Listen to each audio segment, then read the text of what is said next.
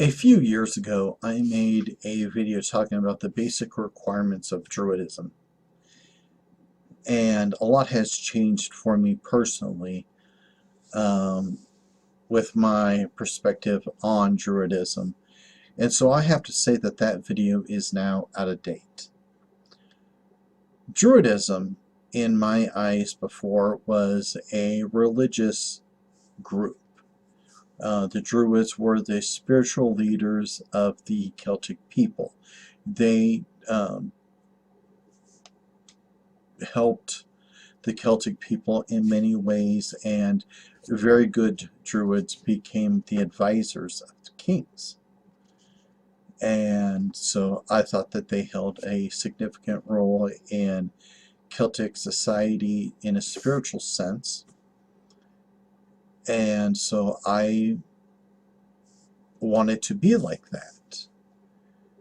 And I have been doing a lot of research, and it has unfortunately came to my understanding that my ideals of Druidism were wrong.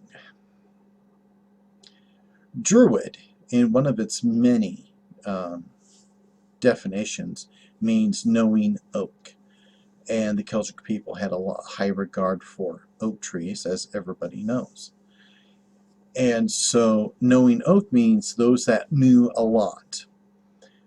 The Druids were not religious leaders, they were the highly educated people of Celtic society.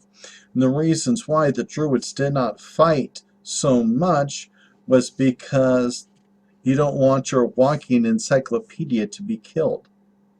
You valued your intelligent people. The Celtic people did have a great deal of admiration for those that were smart, highly educated. They loved those types of people. And that's why there was Druid colleges, because these were sources of information, because they loved knowledge. So you could be a Druid by just being highly educated. I am a Druid, and many people are classified as Druids because a lot of people have a good standard of education. But that's it. It is a class of people. It's not a profession. So you can be a Druid and be a spiritual leader. You can be a Druid and be an atheist. It has absolutely nothing to do with religious perspective. It just is a way to describe your level of intelligence.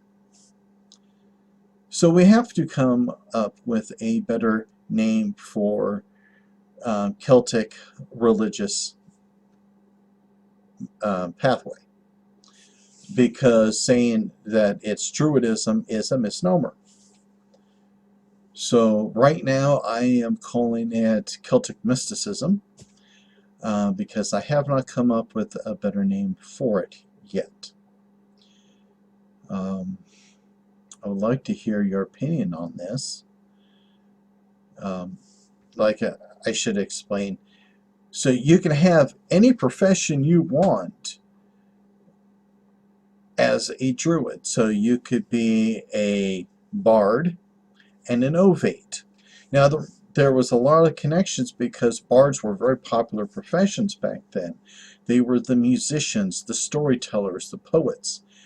And so yes, bards were very popular amongst the Druids, but it wasn't a step in becoming a Druid. Same with the Ovates. Now the Ovates were your more religious people. Again, the Celts are a very spiritual people, and so yes, a lot of Druids would be Ovates, but being an Ovate was not a step in becoming a Druid. So Druidism is no longer a religious group. It is more of a brotherhood, a fraternity, a sorority. That's it. We hear about these groups like in the Harvard Leagues, the Ivy Leagues, Skull and Bones and that. Same basic thing. It's your group of highly educated individuals. So please let me hear your input on this, and take care. Be at peace.